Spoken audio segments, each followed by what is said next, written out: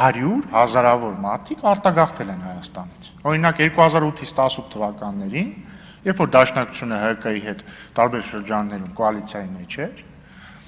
370,000 մարդ արտագաղթել է Հայաստանից։ Դրանից առաջ էլի նախորդող տարիներին շատ ընդհանուր առմամբ երևի անկախության պահից մինչև 2018 թիվը մոտ 1 միլիոն մարդ արտագաղթել էր։ Դրա արդյունքում ստեղծվել է իրավիճակ,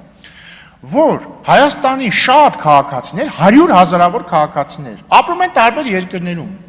Ռուսաստանում, ԱՄՆ-ում, Ֆրանսիայում, Ուկրաինայում, չգիտեմ, Եվրամիության երկրներում, Թուրքիայում տասնյակ հազարավոր Հայաստանի քաղաքացիներ կան։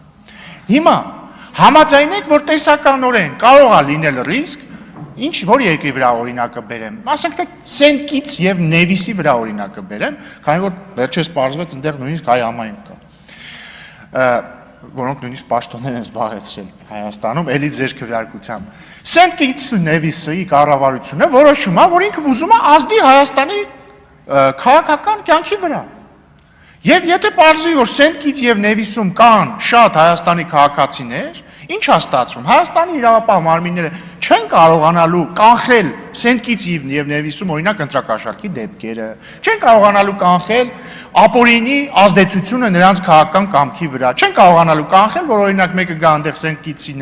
եւ Նևիսում Հայաստանի քաղաքացուն, ասի ես քո տոմսը առնում եմ, գնա քվեարկի ում ուզում ես, բացի Դաշնակցությունից օրինակ։ Եվ սա խնդիր է։ Հիմա ինչպես լուծել այս խնդիրը։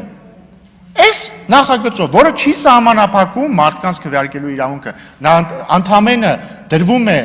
պատնեշ, որպեսզի հիբրիդային հարձակում Հայաստանի քաղաքացիների միջոցով, նրանց օրինակ կաշառք տալով, նրանց վրա ապօրինի ազդելով, տեղի չունենա, ընդդեմ Դաշնակցության մասնավորապես։ Շնորհակալություն։ Շնորհակալություն Արծվիկ Մինասյան, համեցեք։